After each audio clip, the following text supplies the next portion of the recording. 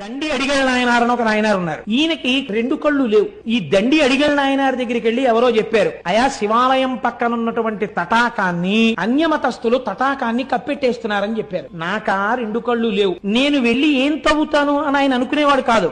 రాత్రి వాళ్ళు పనిచేయరు కదా, వాళ్ళు ఎంత కప్పెట్టేశారో నేను అంతా మళ్ళీ తవ్వేస్తానని ఈయన గుణపం పారా పట్టుకుని అందులో దిగిపోయేవాడు. వాళ్ళు కొన్ని వందల మంది కలిసి కప్పెట్టేవాడు. ఈయన ఒక్కడు అంధుడు దిగేవాడు. దిగి పారతో వేసేసి అది ఎటు వేస్తున్నాడో కూడా తెలియదు ఆయనకి. పాపం తడుముకుంటూ వెళ్లి పైన వేసేసి నేను మళ్ళీ శివుడికి తటాకం తవ్వేస్తానని అనేవాడు. ఒక రోజు తెల్లవారిపోయిందని తెలుస్తుందా? తెలియదు ఆయనకు. అంధుడు. అన్యమతస్థులు వచ్చేసారు. వచ్చేసి చూశారు. హోరి గుడ్డివాడా, అంధుడా, మేము కప్పెట్టే తటాకాన్ని నువ్వు తవ్వగలిగిన మొనగాడివా, నువ్వు తవ్వుతావురా అంధుడివి అన్నాడు. ఆయనకి ఎక్కడలేని కోపం వచ్చేసింది, మూర్ఖత్వం వచ్చేసింది. ఆ కోపంలోంచి ఏమన్నారా, నన్ను అంధుడు అన్నారా?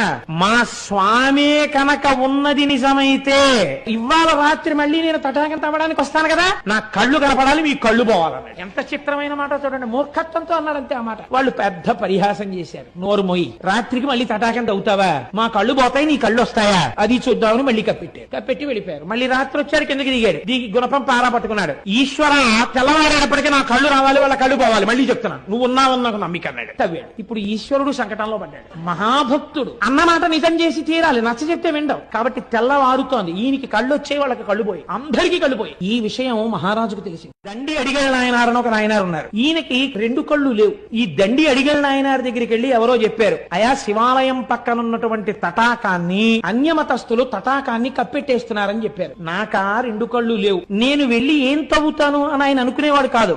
రాత్రి వాళ్ళు పనిచేయరు కదా, వాళ్ళు ఎంత కప్పెట్టేశారో నేను అంతా మళ్ళీ తవ్వేస్తానని ఈయన గుణపం పారా పట్టుకుని అందులో దిగిపోయేవాడు. వాళ్ళు కొన్ని వందల మంది కలిసి కప్పెట్టేవాడు. ఈయన ఒక్కడు అంధుడు దిగేవాడు. దిగి పారతో వేసేసి అది ఎటు వేస్తున్నాడో కూడా తెలియదు ఆయనకి. పాపం తడుముకుంటూ వెళ్లి పైన వేసేసి నేను మళ్ళీ శివుడికి తటాకం తవ్వేస్తానని అనేవాడు. ఒక రోజు తెల్లవారిపోయిందని తెలుస్తుందా? తెలియదు ఆయనకు. అంధుడు. అన్యమతస్థులు వచ్చేసారు. వచ్చేసి చూశారు. హోరి గుడ్డివాడా, అంధుడా, మేము కప్పెట్టే తటాకాన్ని నువ్వు తవ్వగలిగిన మొనగాడివా, నువ్వు తవ్వుతావురా అంధుడివి అన్నాడు. ఆయనకి ఎక్కడలేని కోపం వచ్చేసింది, మూర్ఖత్వం వచ్చేసింది. ఆ కోపంలోంచి ఏమన్నారా, నన్ను అంధుడు అన్నారా?